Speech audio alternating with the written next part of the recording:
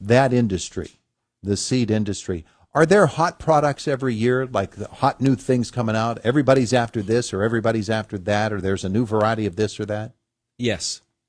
Oh, yeah? Is the short answer to that. Uh-huh. Every year, there's always new offerings.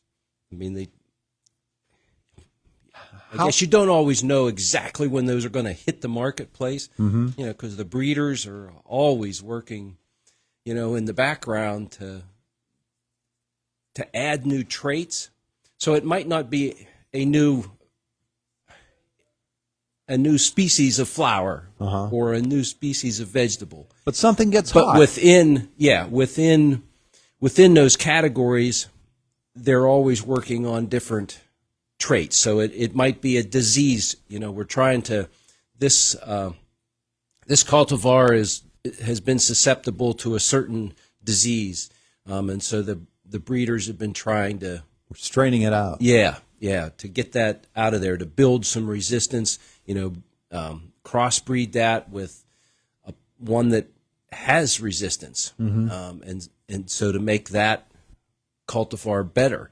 It might be color, especially in flowers. Color.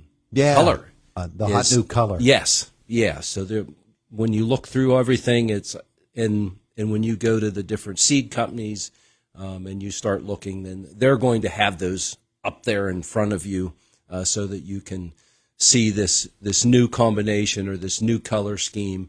And it might be, it could be anything, but it's that same plant, but it just has that one characteristic or trait that is improved or changed. It might not even be an improvement.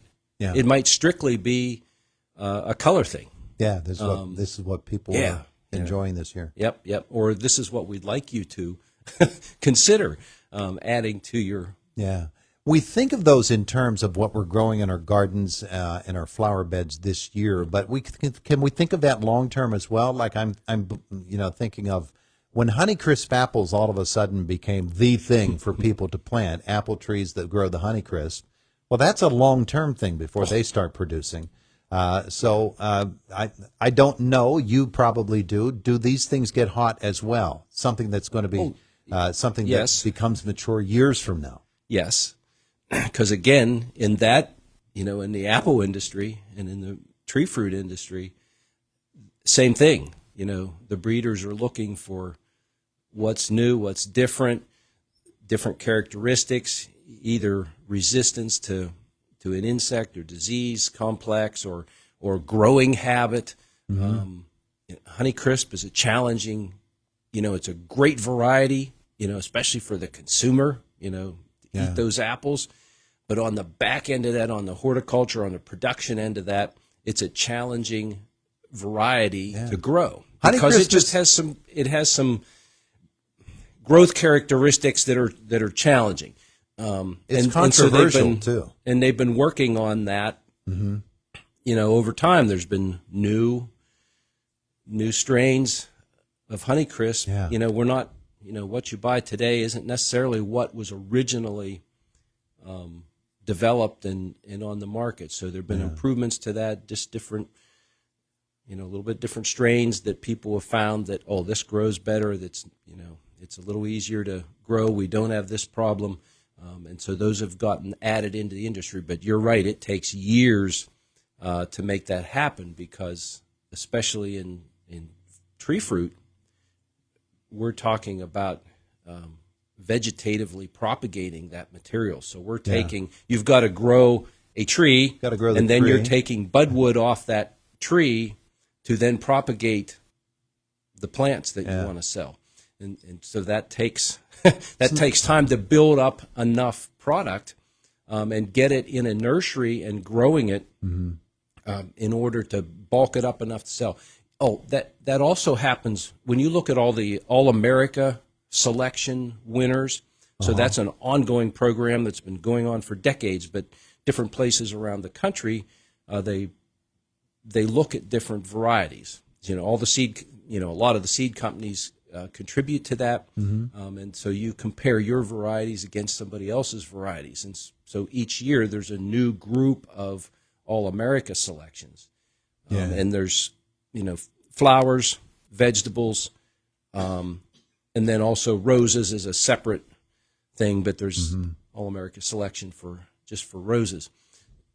So they're always, comparing each other and one against each other and looking for what might be a little bit better. But the whole marketing piece behind that, they've got to, again, if you get selected as that, you have to be prepared to have enough product to offer the public when those get publicized that, hey, these are our All-America selections for 2024.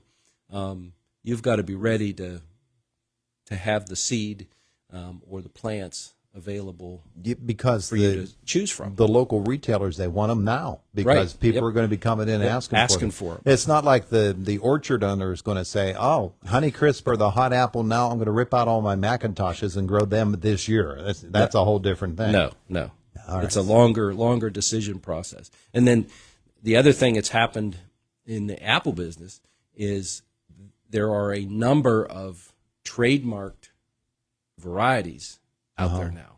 It used to be the plant breeders would develop these. A lot of times they were at universities, and then those varieties would be found and discovered, and then they would work with the nurseries to get them propagated, and then there were agreements. There were royalties involved in that because it was a plant breeder that developed that, and from every plant sold, there would be a royalty. But now the twist to that is you've got private entities, groups, organizations that are like the Midwest Tree Improvement Association has gotten together, and it's growers that are members of that. And so they're developing their own group of varieties. And you can only get access to grow those varieties if you were on board originally or you're a member of that group. And so those have become very regionalized, and they might only be like in Michigan, let's say. If you aren't a grower in Michigan, you won't have access to this particular variety to grow. Wow. So it's gotten very, very interesting. And so you start to see a lot of different names appearing now in advertisements, in marketing pieces, names you maybe never have heard of before.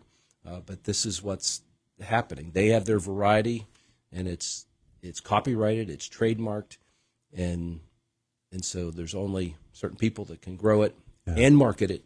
And so you'll see that out in the marketplace. So now. All of this being said, somebody has their house where they have their flower bed or their shrubs around the house, and they say, well, this one I'm seeing, it appears to be really popular in seed catalogs. I want to grow that.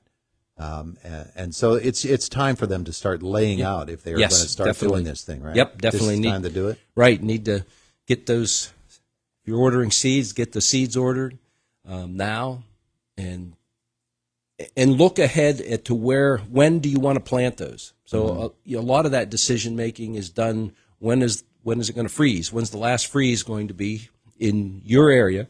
If you're just going to plant it out, if it's a non-hardy plant that can't take a freeze, so looking ahead at that, and then how many weeks or months before that do I need to have that seed on hand and get it sowed so that I can have those plants growing and ready to put out, is sometime in May.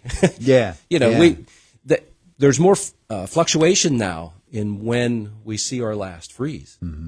So it's a little bit of a gamble, always has been, but it used to be, Memorial Day, if we shot for that target, then we'd be pretty good. Our garden goes in on Memorial Day. And now we can... Seems like we can play a little bit with that. We can push that. We just need to be until the one day, one night. That's all. One night. That's all it takes. All right. So start laying them out, boys and girls, and of course, this is the time of the year when we say, okay, I want to put this in or that in, and then we get the reply, yeah, you needed to plant that last fall. Like our garlic. Oh well. All right, Robert, thank you. You're welcome. It is the voice of Indiana County, WCCS 101.1 FM, AM 1160, WCCSradio.com.